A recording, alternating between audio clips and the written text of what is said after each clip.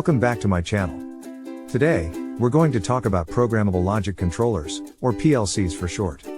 What are PLCs? PLCs are computerized devices used in industrial control systems to monitor and control processes and equipment. They were designed to replace traditional hardwired relay-based control systems, providing a more flexible and reliable method of control.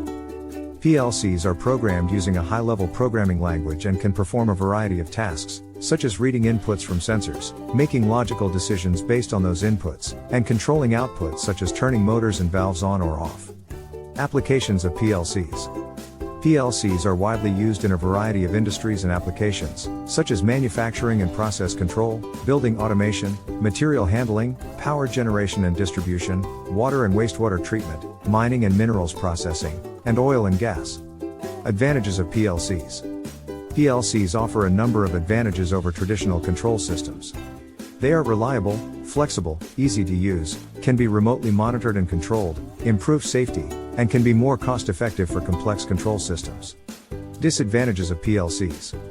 However, PLCs also have some disadvantages, such as a higher initial cost, the need for periodic maintenance and software upgrades, potential complexity, cybersecurity risks, and dependence on a constant power supply. Conclusion. In conclusion, PLCs are widely used in many industries and applications, offering many advantages over traditional control systems.